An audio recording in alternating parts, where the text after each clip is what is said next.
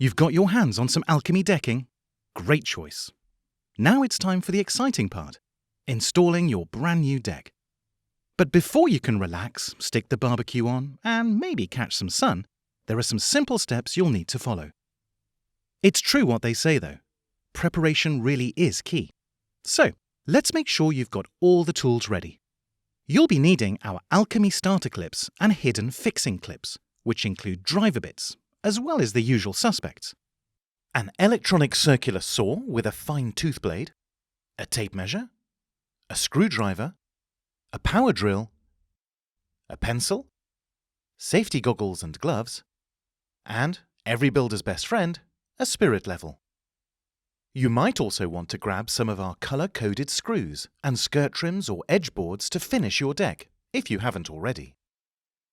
Now you can turn your attention to the substructure, which is very important in helping to ensure that your deck will be around for years to come.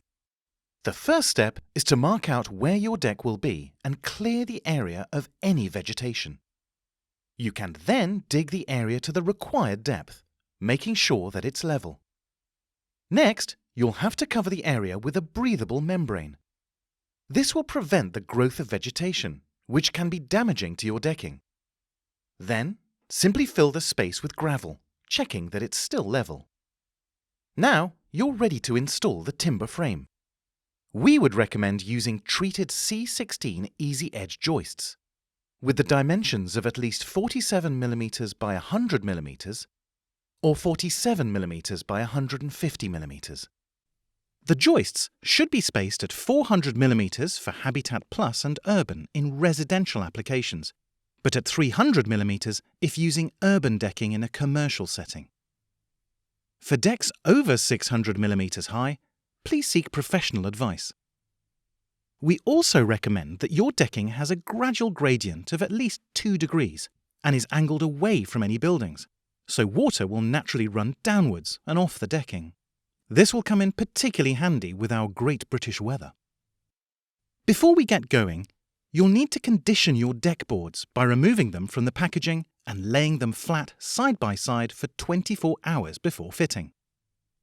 Make sure to give them a trim at both ends to ensure that they're all the same length. If it's below freezing, you'll need to wait for a warmer day, as we don't recommend fitting Alchemy unless it's above 0.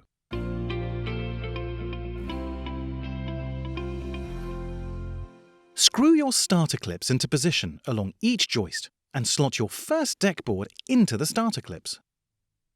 Make sure not to screw or nail through your composite deck boards, unless you're starting with an urban edge board.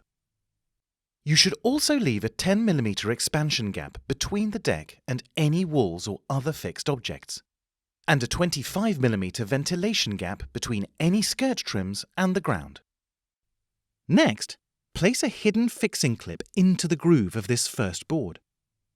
Screw it into place, but don't tighten this just yet. Use a low-speed, high-torque setting if you're using an electric drill. You should use one clip on every joist and make sure that the deck boards don't overhang the joist by more than 25 mm. Now, grab yourself another board and push it into the fixing clips. Then attach fixing clips into the groove of this second board at each joist center. It's at this point that you can go back to the first fixing clips to tighten them a little bit more if you need to. It should only be a little bit though, as it's important to not over-tighten anything. Continue this process, using one clip and one screw on every joist. If board ends ever meet, there needs to be a joist and a fixing clip for each board, rather than them sharing one. As composite decking naturally expands and contracts, you should also allow for an expansion gap of about 5 mm, depending on the temperature at the time of fitting. Just take a look at this handy table for the full details. When you come to the last 2 boards, you'll have to fit the final one first.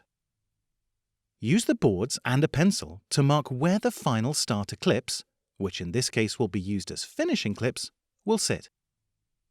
Then, just fit these clips at each joist center. You can then slide in the second to last board and the final hidden fixing clips, before securing them into place. You're now on the home stretch, and we can practically hear the sausages starting to sizzle. If you're fitting our urban product, you can use an urban edge board, which has one smooth edge for a neat finish. Simply use the edge board as a final deck board, but instead of using starter clips, you'll be using our colour-coded screws. Drill 2 pilot holes into the edge board at each joist centre, ensuring these pilot holes are at least 25 mm from the edge of the board. Then use the colour-coded screws. It's worth mentioning that you can even lay an urban deck by starting with the edge boards and working inwards. Or you could use the edge boards along the side of your deck rather than on the top. Just leave an appropriate overhang to ensure the top of your deck blends in seamlessly with the side of it. Then there's the Alchemy skirt trim, which is the perfect product to finish off both Habitat Plus and urban decks. But unlike the edge board, our skirt trim can only be fitted along the side of your deck.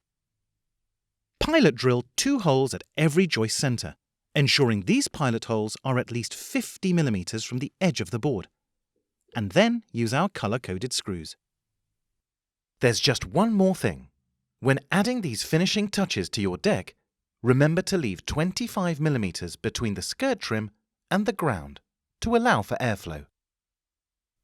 You'll also want to make sure that any trims are fitted in line with the boards across the top of the deck, as we don't want anyone tripping over and dropping those sausages.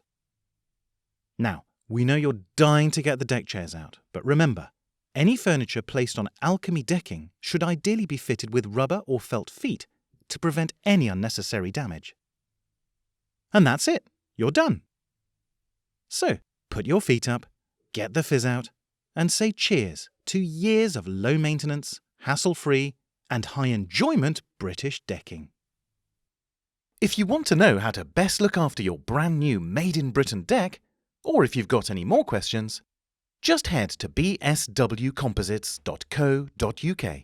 We're always happy to help.